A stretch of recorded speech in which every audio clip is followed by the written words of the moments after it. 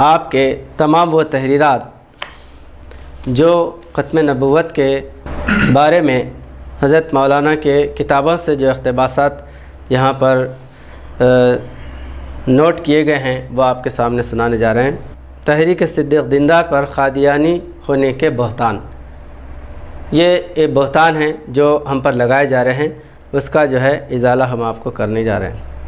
اقتباس از خادم خاتم النبیین، یہ حضرت مولانا صدیق دیندار چند بسیج صاحب کی تحریک 1924 میں قیام عمل میں آیا، اس کے 3 سال بعد ہی یہ کتاب شائع ہوئی ہے۔ اس میں حضرت مولانا صدیق دیندار چند بسیج صاحب فرماتے ہیں، یہ شائع 1927، جیسا کہ اس کتاب کے نام ہی سے ظاہر ہے کہ ایک فناف رسول خادم خاتم النبیین فقیر نے اسے خدمت ختم نبوت کی خاطر فتنہ اجرائے نبوت کی بیخ کنی کے لیے لکھا تھا۔ بانی تحریک علیہ الرحمہ نے اسی کتاب کے صفحے 17 پر تحریر فرمایا ہے کہ اسلام پر اس سے بڑا کوئی حملہ نہیں کہ آپ کے بعد ایک نبی کو کھڑا کرے اور ایک امتی کو احمد والی آیت کا مصداق گردانے اور ان کے انکار سے 40 کروڑ مسلمانوں کو دائرۂ اسلام سے خارج سمجھے۔ میں مسلسل 8 سال اس مسئلے پر بحث کر چکا ہوں، اب حجت کوئی نہیں ہے، یہ آسمانی فیصلہ ہے اور میں اس کام کے لیے بفضل خدا مامور ہوں، اور خدا سے علم پا کر کہتا ہوں کہ جماعت قادیان اللہ کی طرف رجوع کرے اور اپنے اس غلط عقیدے سے باز آ جائے، ورنہ وعید ہے، یہ نئی بات نہیں ہے، سنت اللہ ہے۔ دین میں ضد نہیں ہوا کرتی، دین اللہ کا ہے، نہ تمہارے گھر کا نہ ہمارے گھر کا۔ جو شخص منیب بن کر اللہ کے پاس آتا ہے اسی کو ہدایت ہوتی ہے۔ خادم خاتم النبیین صفحہ نمبر 17-18۔ چونکہ قرآن کریم کے نزول کے بعد شریعت کا تکمیلہ ہو چکا ہے، لہٰذا انسانوں میں نبی کہلانے کا حق باقی نہیں رہا۔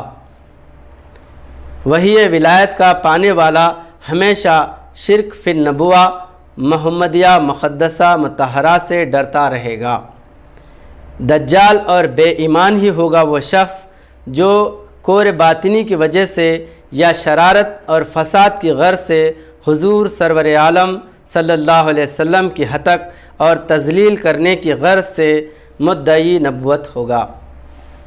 چونکہ نبوت روحانی بادشاہت ہے، جب تمام دنیا کے لیے ایک شہنشاہیت قائم ہو گئی پھر دعوی بادشاہت بغاوت ہے۔ یہی وجہ تھی کہ بعد حضور سرور عالم صلی اللہ علیہ وسلم کے مدعی نبوت قتل کیے گئے۔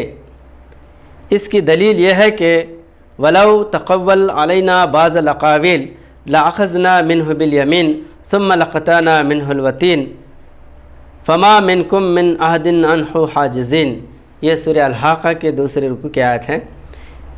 اس سے یہ ثابت ہوتا ہے کہ جب حضور سرور عالم صلی اللہ علیہ وسلم جیسے ذات بابرکت کی نسبت افتراء کرنے پر رگے جان کاٹ ڈالنے کا خوف دلایا جاتا ہے، پھر وہ کون سا انسان ہے جو خدا پر افتراء باندھے اور بچ جائے۔ خادم خاتم النبیین صفحہ نمبر 2۔ بعض ظہور سرور عالم صلی اللہ علیہ وسلم جب کبھی آپ کے شان کے خلاف کہیں آواز اٹھی، اس کے دفع کے لیے اللہ تعالیٰ نے مامور کھڑا کیا اور اس کا علاج کروایا، اور آئندہ بھی یہی حال رہے گا۔ مثلا حضرت پیران پیر سید عبد القادر جیلانی رحمۃ اللہ علیہ کے زمانے میں انسانوں میں یہ حال ہو گیا تھا کہ عام طور پر حضور سرور عالم صلی اللہ علیہ وسلم کی بعثت کی اہمیت لوگوں کی نظروں سے دور ہو رہی تھی اور لوگ خشک ملا بن رہے تھے، اور عام بات تھی کہ نبی کریم صلی اللہ علیہ وسلم کے ظہور کی غرض صرف قرآن کریم کا دنیا میں آنا تھا۔ وہ تو آیا، لیجئے، غرض تو حاصل ہو گیا، پھر نبی کریم صلی اللہ علیہ وسلم کے گرویدہ ہونے میں کیا فائدہ ہے؟ ایسی بے عزتی اور ہتک شان حضور سرور عالم صلی اللہ علیہ وسلم نے دیکھنا نہ چاہا۔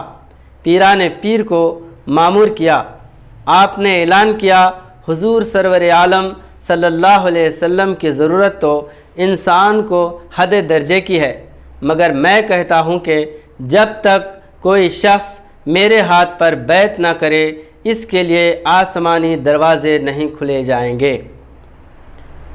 اس طرح اللہ تعالیٰ نے اس ہتک کو دور کر دیا۔ یہی حال ہر زمانے میں رہا۔ اب بھی اللہ تعالیٰ نے اس فقیر کو جو مامور کیا ہے اس کی غرض بھی یہی ہے کہ ایک آواز قادیان سے اٹھی ہے کہ حضور سرور عالم صلی اللہ علیہ وسلم پر نبوت ختم نہیں ہوئی، بلکہ حضرت مرزا صاحب آپ کے بعد ایک نبی آ گئے ہیں۔ یہ وہ ہتک ہے کہ اب تک ایسی ہتک کسی زمانے میں نہیں ہوئی۔ ایسی حالت میں اللہ تعالیٰ اپنی سنت کے مطابق اس عظیم الشان فساد کے دور کرنے کے لیے ایک ایسے مامور کا ظہور کیا جو ہر بات سے اس کا اہل ہے، اور یہ خدا کے علم میں پہلے ہی سے منتخب تھا۔ اس وجہ سے اس نے جس قدر اس مسئلے میں فکر کیا اور اس فساد کے دور کرنے کے لیے کوشش کی، شاید ہی کسی نے کی ہو۔ خادم خاتم النبیین صفحہ نمبر 4-5۔ ختم نبوت کے سلسلے میں ایک اور فیضان رحمت۔ یوں تو میں انکار ختم نبوت کے فساد کو یاد کر کے بعد نماز عشاء اور تہجد کی نماز کے بعد روتا رہتا تھا اور یہ دعا کرتا تھا کہ یا اللہ تو اپنے بندوں کو ہدایت دے۔ یہ مسئلہ بالکل پیچیدہ ہے۔ تیرے بندے عام طور پر اس قدر خیالات کی وسعت نہیں رکھتے، ناحق باطل کا شکار ہو رہے ہیں، ان کی عاقبت خراب ہو رہی ہے، اس کا انتظام آسمان سے فرما۔ اس طرح میں برسوں روتا رہا اور پوری طاقت سے کل پنجاب میں کام کیا، مختلف حالات میں آسمانی تائیدیں دیکھی۔ من جملہ ان کے ایک یہ تائید، ایک رات اسی فکر میں روتا ہوا سو گیا، خواب میں حضور سرور عالم صلی اللہ علیہ وسلم کو دیکھا۔ اس وقت میرے دل میں ڈالا گیا کہ جن کی ختم نبوت کا انکار کیا جا رہا ہے وہ خود تشریف لائے ہیں، انہی سے اس مسئلے کا فیصلہ لے لیں۔ اس خیال سے میں نے عرض کیا، یا رسول اللہ صلی اللہ علیہ وسلم، دنیا میں ایک طوفان مچا ہے کہ آپ صلی اللہ علیہ وسلم کے بعد ایک نبی آ گیا، کیا واقعی آپ صلی اللہ علیہ وسلم کے بعد کوئی نبی آ سکتا ہے؟ ارشاد فرمائیے۔ آپ نے جواب دیا، لام جیسے بھی پہلوان جو زندہ ہوتے وہ بھی کر ہی لیتے ایک بار غلامی میری۔ یہ ایک موضوع شعر تھا، میں نے لکھ لیا اور لام کے لفظ پر غور کیا۔ تفہیم ہوئی، لام سے لوط، الف سے ابراہیم، میم سے موسیٰ۔ اگر ایسے نبی بھی میرے بعد ہوتے نبی نہیں کہلا سکتے تھے، میری ہی غلامی کر لیتے۔ یہ اردو حدیث اس عربی حدیث کے مطابق ہے، یعنی لو کان موسیٰ و عیسیٰ حینا لما وصاہما الا اتباعی۔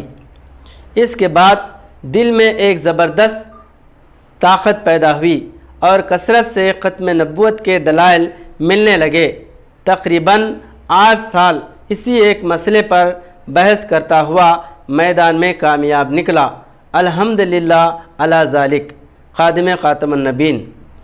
یہ لو کان و موسیٰ و عیسیٰ حینا، اس کا ترجمہ ہے کہ اگر عیسیٰ اور موسیٰ بھی اس زمانے میں ہوتے تو وہ میری اتباع کرتے۔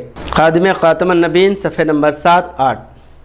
جب میں خدمت خاتم النبیین صلی اللہ علیہ وسلم میں مصروف تھا، جس کو 6 سال گزر چکے تھے، دیکھا کہ میں ایک شہر میں پہنچا ہوں، راستے پر لوگ دوڑے دوڑے جا رہے ہیں۔ میں نے پوچھا کہ یہ گڑبڑ کیا ہے؟ لوگوں نے کہا کہ حضور سرور عالم صلی اللہ علیہ وسلم تشریف لائے ہیں اور وعظ فرما رہے ہیں۔ میں بھی دوڑتے ہوئے گیا۔ لب سڑک ایک مکان مشرقی رخ کا ہے، اس میں لوگ جا رہے ہیں۔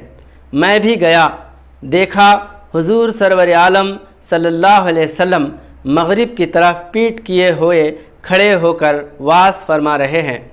سبز لباس ہے، 45 سال کی عمر معلوم ہوتی ہے۔ میں نے جوتے چھوڑنے کی جگہ پہنچ کر آہستہ سے السلام علیکم کہا، کیونکہ یہ خیال ہوا کہ واز ہو رہا ہے، آواز سے سلام نہ کیا جائے۔ اس کے بعد میں بیٹھنے کے لیے بلا تعمل آگے بڑھا، دیکھا کہ آپ کے سیدھے جانب ایک صف بیٹھی ہے اور بائیں جانب ایک صف دیوار سے لگی ہوئی بیٹھی ہے، اور مجمع سامنے تقریباً 3000 کا ہے۔ دیکھا کہ سیدھے جانب والی صف میں چوتھی جگہ خالی ہے۔ میں وہاں جا کر ایک زانوے بیٹھا اور حضور سرور عالم صلی اللہ علیہ وسلم کے چہرے سے دید لگائی، اور دربار مبارک میں شریک رہنے کا فخر حاصل ہونے پر باغ تھا۔ 15-20 منٹ کے بعد حضور سرور عالم صلی اللہ علیہ وسلم نے میری طرف انگلی سے اشارہ کر کے عوام کو مخاطب کر کے فرمایا، جب تک کوئی شخص اس شخص میں فنا نہیں ہوگا وہ مجھ تک نہیں پہنچ سکتا۔ اس کے بعد تھوڑی دیر کے دربار برخاست ہوا، آنکھ کھل گئی۔ یہ مراتب فنائیت صرف خادم خاتم النبیین ہونے کی وجہ سے ملے ہیں، ورنہ کوئی حقیقت نہیں۔ یعنی مطلب اس کا یہ ہے کہ منکران ختم نبوت کو یہ گمان ہوگا کہ ہم راستی پر ہیں، اس کو غلط ثابت کیا۔ منکران ختم نبوت ہرگز چادر حضور سرور عالم صلی اللہ علیہ وسلم میں نہیں آ سکتے۔ اس وقت آپ تک پہنچنے کے لیے سیرت صدیقی کی ایک کھڑکی کھلی ہے۔ یہ ایک ایسا قطعی فیصلہ ہے کہ ہر ایماندار کا دل کانپ جاتا ہے۔ اس خواب پر کوئی ایسا نہیں ہوگا کہ یہ کہے کہ میں نے حضور سرور عالم صلی اللہ علیہ وسلم پر یہ افترا باندھا ہے، اور کوئی یہ نہیں کہہ سکتا کہ وہ حضور صلی اللہ علیہ وسلم نہیں تھے۔